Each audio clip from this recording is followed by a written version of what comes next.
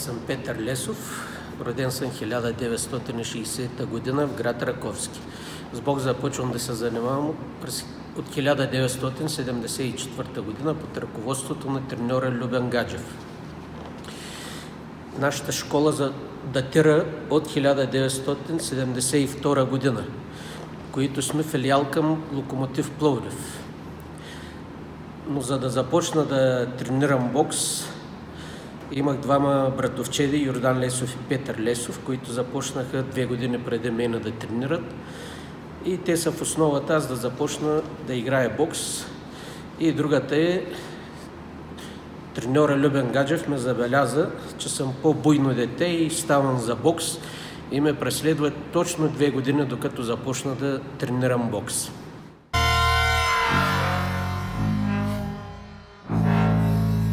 След месец и половина тренировки участвах на първото си състезание, където жребия ме поставя да играя с едно момче от Раковски и при една равностойна среща той ме победи с 3-2 гласа. Тогава се бях малко разочаровал, защото на бой можех да го бия, а на бокс той ме победи. И тогава разбрах, че бокса и боя са малко различни неща.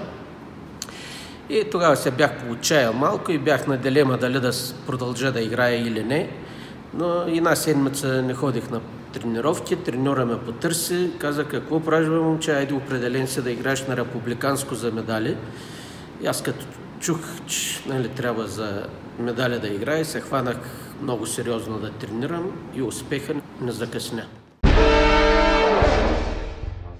След 5-6 месеца подготовка аз участвах на републиканско първенство в град Габрово, където станах републикански шампион. И тогава взех и купата за най-боек боксер и бях сниман във вестник, където нашите научиха от вестника, че тренирам бокса. Поредните години почти всичките съм все републикански шампион.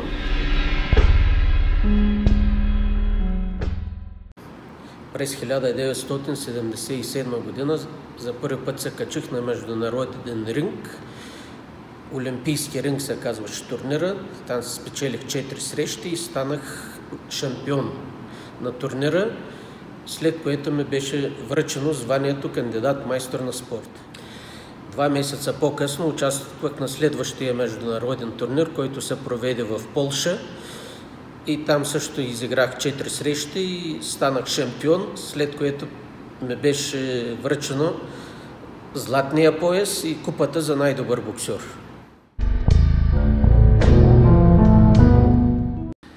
Първото ми разочарование беше през 1977 година, когато с Йордан Лесов трябваше да участваме на Балканиада в Атина, но не можахме да заминем по съвсем различни причини от това, което е в бокса. Тогава ние се състезавахме за отбора Локомотив Пловдив, а тогава разрешение даваше един полковник Янков, който беше пък от отбор Тракия. А те тогава двата отбора не се обичаха и техният състезател Тодор Терзиев получи разрешение да замине да участва на Балканиадата, а ние бяхме спрени да участваме. И още на старша не бях играл, когато се качих за първи път при мъжете и първа среща се паднах с много добър боксер от Пловдив, Георги Георгиев Назми. Той тъкмо се завърна вице-европейски шампион. Първата ми среща беше загуба, но той тогава ме каза: ей, момче, ти ще станеш голям боксер, макар че след това бяхме доста пъти противници. Би ме още един път и аз след това го побеждавах 3-4 пъти.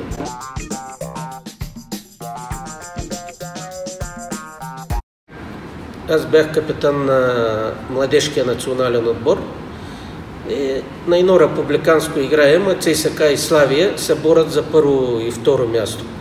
Кой ще е? И разликата беше все 1-2 точки. И аз още 17 годишен тогава се падам първа среща да играя с Славия, а тогава от Славия беше на младежите беше треньор Кирил Мацулов и треньор на Славия и на младежкия национален отбор. И ми вика: момче, тъй трябва да загуби срещата, да може да бием ЦСКА. Викам: аз имам треньор, говорете с треньора, каквото се разберете и това е. Обаче, моят треньор е служил в ЦСКА, небезизвестния Васил Костов Вазата, а на мен след това ми предстои и казарма и дойдоха. И те ми казват, ако не биеш Славия, ще служиш някъде в Грудово Елхово. Триъгълника на смъртта и звездец. Те го наричаха тогава. И победих боксера от Славия. Обаче на другата среща трябва да играя с боксер от ЦСКА. Почват пак обратно да ме кандидатстват, пък ините да загубя от ЦСКА, другите да бия. Такова е, но моят треньор каза, играе си. Това е. Вика, на никой не може да угодим. Играе си и го победих и от ЦСКА, но нямаше никакъв проблем. Участвах си с младежкия национален отбор. Първата си републиканска титла за мъже в категория 48 кг завоювах през 1979 година. След това участвах на два много силни турнира, всеки ги знае. Турнир Странджа и турнир Ринг София, където също станах шампион. 1979 година, септември месец, влязох в казармата в ЦСКА. И там ЦСКА 6 месеца не бях тренирал, качих няколко килограма, в казармата качих още малко и те по принцип ме бяха взели да участвам на 54 кг, да играя за ЦСКА. И на 15-тия ден, тогава Олимпийска година, дадохме клетва на 15-тия ден и на 16-тия тръгнахме за Куба на подготовка. Но аз бях станал 58 кг и там веднага, щом отидохме, ние за това отиваме спаринги да правим, но аз не бях подготвен. И докато вляза във форма, един куп бой изядох, но аз се играех с Анхел Ерера, с олимпийски и световни шампиони и много бой отнесох. Там треньор ми беше Николай Джалатов. Идва и ми казва, ако свалиш на 51 кг, ще участваш на световното първенство в Япония. Смъкам, свалям ги. И старши треньора не строи тогава всичките и почна да не пита кой на колко килограма ще играе. И аз му казах, ще играя на 51 кг. И той ми каза, само дъвка трябва да дъвчеш, за да играеш 51. Викам, дъвка ще дъвче, ще играя на 51. И свалих килограмите, обаче за това световно първенство трябваше да пътуват само 5 човека. И Кирил Мацулов искаше да се вкара Емил Чупренски, той да участва на световното първенство. И като се пребрахме в България, започна един турнир Ринг София, който е същия като турнир Странджата. Кубинци, руснаци, германци, румънци, най-силните отбори участваха тогава. И те старши треньора каза на ръководството, че аз не съм в такава форма, не съм за световно първенство.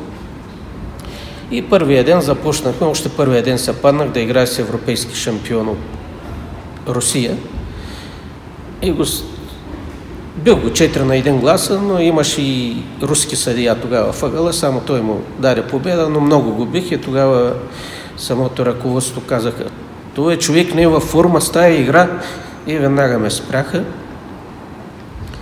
И пуснаха ме сутринта да си ида до Раковски, да се взема един костюм и вечерта да съм там и на другия ден тръгнахме за Япония.